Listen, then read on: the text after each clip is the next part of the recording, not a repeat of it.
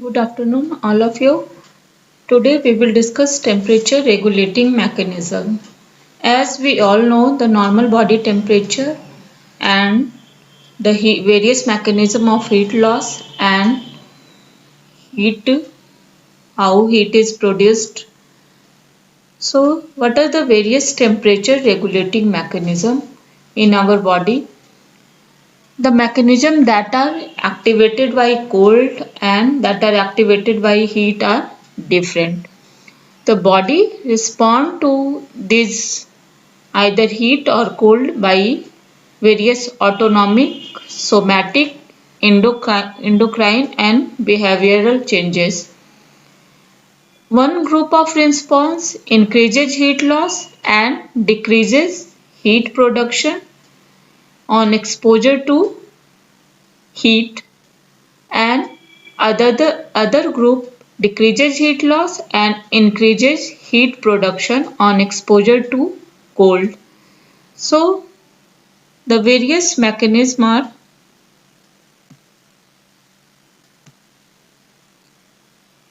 that are activated by cold are shivering. Shivering, what is shivering? It is involuntary response of the skeletal muscle, but there is also increased voluntary activity on exposure to cold.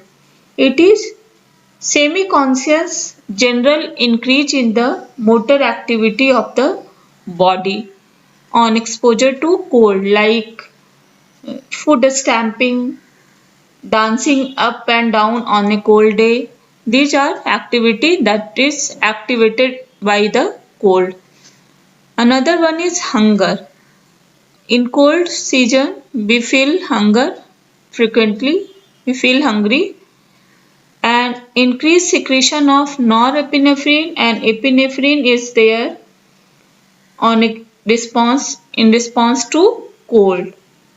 Though it has been found that mice unable to make norepinephrine and epinephrine do not tolerate cold, and they have deficient vasoconstriction and unable to increase thermogenesis in brown fat. Then there is decreased heat loss by various mechanisms we will discuss later. There is also cutaneous vasoconstriction and curling up. Curling up in a ball is a common reaction to cold. In this, there is decreased body surface exposed to the environment, and it is commonly happen in all of us in on response to cold. Then horripilation of the hair, as we have discussed earlier, it also occur on response to cold. Various mechanisms that are activated by heat are increased heat loss, cutaneous vasodilatation, sweating, increased respiration. There is decreased heat production, anorexia, and apathy.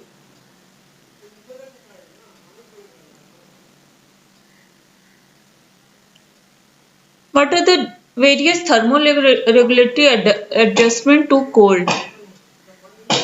As we know that cutaneous blood vessel become more sensitive to catecholamine in cold, and this arteriole and venule constrict on response to cold. So what happened? This local response, local effect of cold direct blood away from the skin. Another heat conserving mechanism is the heat transfer from the artery to venous blood in limb. What happened? Deep veins and artery run parallel along each other. So what happened? There is heat transfer from the arterial blood to the venous blood.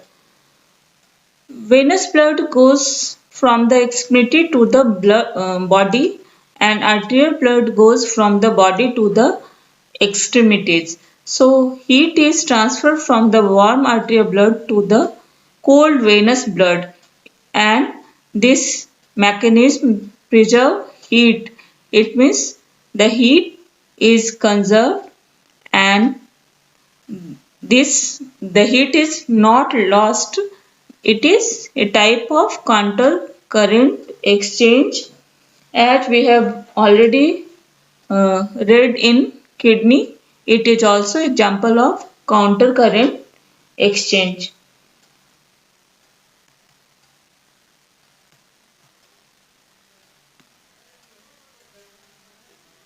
Reflex that are activated by cold are controlled from the posterior hypothalamus, and those activated by warmth are controlled from the anterior hypothalamus. It means when anterior hypothalamus is stimulated, there is cutaneous vasodilation and sweating. And if lesion occur in this region, then it causes hyperthermia. And in this, the rectal temperature sometimes reach around 43 degrees centigrade. Posterior hypothalamic stimulation causes shivering, and in this, the body temperature with posterior hypothalamic lesion fall toward that of the environment. Afferents. The hypothalamus integrate the body temperature, and various sensory receptors are mainly cold receptors are in skin, deep tissue, spinal cord, extra hypothalamic portion of brain, and hypothalamus itself. Each of these five input contributes about 20% of the information that is integrated. There are threshold core temperature for each of the main temperature regulating processes, responses, and when threshold is reached, the response begin, such as threshold core temperature for sweating is 37 degrees centigrade and 36.8 degrees centigrade for vasoconstriction, 36 degrees centigrade for non-shivering thermogenesis, and 35.5 degrees centigrade for shivering. So these are the threshold temperature at which the response occur.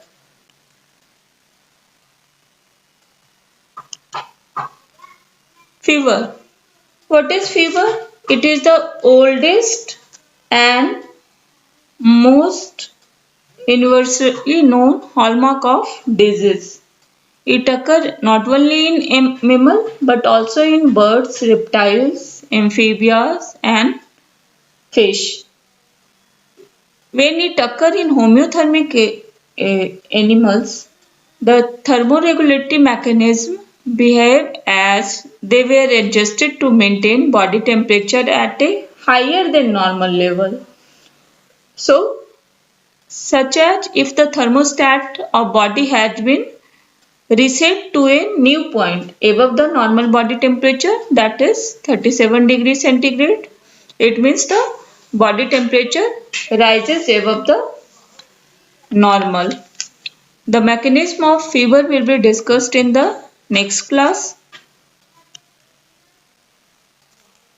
The most important, that is hypothermia. Fever is very important. Hypothermia, it is also important. What is hypothermia? It means the temperature is lower than the normal. In hibernating mammals, body temperature drop to a lower level without causing any ill effect. This observation led to the experiment of induced hypothermia. What happens when skin or blood is cooled then the lower than the body temperature? Various metabolic and physiological processes such as respiration and heart rate become slow and BP become very low and consciousness is lost. At rectal temperature of 28 degrees centigrade, the ability to spontaneously return to normal temperature is also lost. But the individual continue to survive if rewarmed with external heat. Then it again return to normal state. So, if care is taken to prevent the formation of ice crystal in the tissue, the body temperature of experimental animal can be lowered to the sub-freezing level without producing any ill effect after subsequent rewarming. Human can tolerate body temperature of 21 to 24 degrees centigrade. It means 70 to 75 degree Fahrenheit without any permanent ill effect. It is used in various type of surgeries and accidental hypothermia due to prolonged exposure to cold air or cold water is a serious condition and it should be monitored carefully and promote rewarming should be there. So it is about the hypothermia and fever is beneficial in some disease also such as neurosyphilis, anthrax, pneumococcal pneumonia, leprosy, various fungal, rickettsial and viral disease and some tumors also. So fever will be discussed in the next class.